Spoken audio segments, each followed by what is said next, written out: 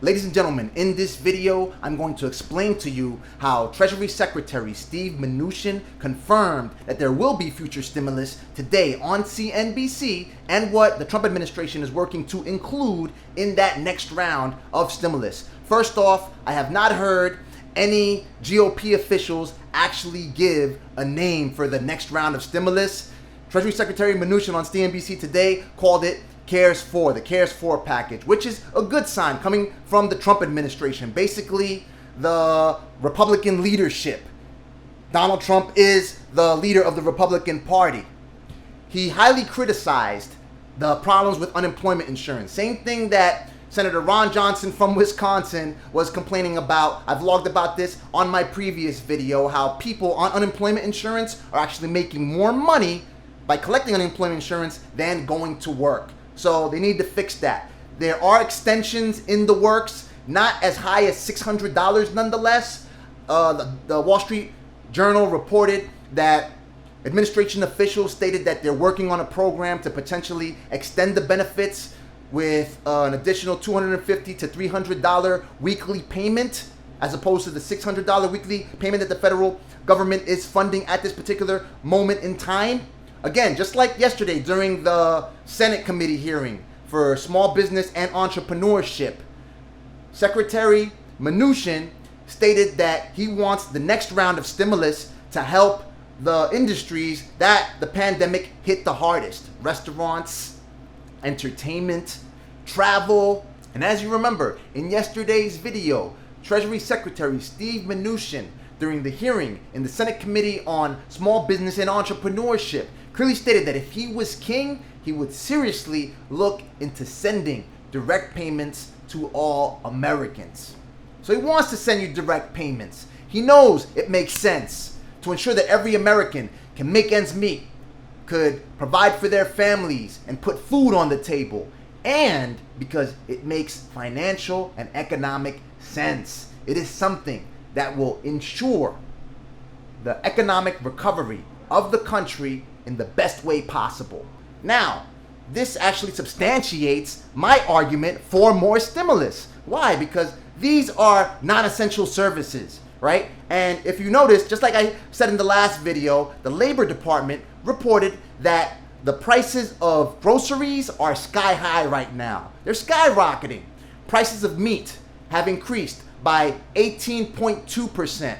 Prices of food in general have increased by 4.8%. Prices for dairy have increased by 5.8%. They're all spiking. So when people see these crazy prices at the supermarket, you think they want to go out and spend more money at a restaurant where their meal's gonna be a lot more expensive? You have to pay for the food. If it's more expensive for you, it's more expensive for the restaurant. Even when you hit an entertainment venue, if you go watch an athletic event or whatever the case may be, it's gonna be more costly to do so as opposed to you buying groceries. And you already see groceries are at a certain amount.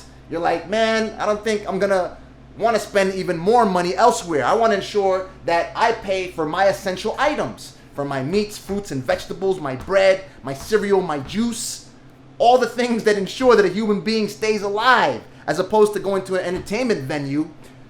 President has mentioned several times that the administration was considering business deductions and other tax credits to go ahead and attend these events. Nonetheless, how can you enjoy a tax credit if you didn't have money to go spend at that particular place, right? Now, packaged with additional rounds of stimulus checks, it may work because you have to provide as much encouragement as possible for people to go ahead and even eat at a restaurant or even stay at a hotel, which is another industry that the administration is trying to help. The other day, my brother stayed at a hotel out in Ohio. My mother was criticizing, like, these hotels aren't ready to take people yet. What are you doing? Are you crazy? You're planning to get sick with your son and all this other stuff? She started barking on him. So people are not ready. Typically, when we go on break, when the kids go on break, any type spring break, winter recess, we always go somewhere. We stay at a hotel somewhere. You'll see that in some of my previous videos. We regularly stay at places. This year, it hasn't been the case. Why? Because we're doing what's safe. It's not the wisest move for for me to go ahead and hit the Holiday Inn Express and go chomp down on that breakfast buffet that I enjoy so much, especially with this pandemic issue going around, right? So we haven't done that, and people, that fear still exists among people. And now that cases of the virus are spiking again, you know you're gonna need as much encouragement as possible to ensure that people spend money on these non-essential goods and services. So you have to find a serious form of encouragement in order to get people out and start spending at these places. That for some people, it's not even necessary. A number of people, even before the pandemic, they never went out to restaurants. I know a number of people, they're always cooking in their homes. Now, my wife, she comes up with all these different recipes. I didn't know vegetables could taste so good. I could eat a better tasting and more nutritious meal at home and more cost effectively. So they're gonna have to come up with a serious way of encouragement. Secretary Mnuchin stated that he wants to support the American worker, and him and the president will work non-stop until every single American is back to work. Now, how are you going to do that if people are not spending money in these places that were hit hardest, these non-essential services and products? How are you going to do that? The Bureau of Economic Analysis reported that consumer spending dropped 13.6% in the first quarter. You got to get that number back up again. Personal consumption makes up 70% of GDP. The Fed just said yesterday that it expects GDP to contract 6% this year. So if you want to encourage people to go out and spend and support the American worker, because remember, the only way you support the American worker is to get people to spend. If I spend money with you, the money that I'm spending with you is my liability and it is your income.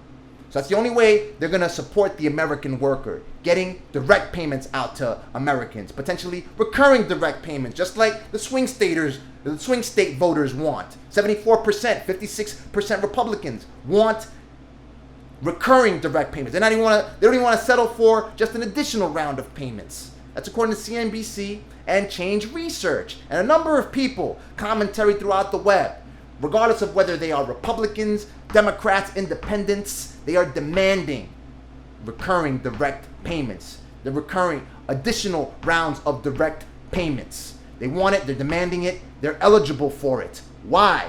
Because it's in a form of a rebate. It's money that we've already paid in taxes. So you might as well just give it back so we can go ahead and ensure that this economy recovers as smoothly as possible. It starts expanding and you can enjoy all the growth benefits that you could boast about when you go for re-election. And I'm talking to every single public official, everyone from everyone in the House to the Senate, all the way up to the president.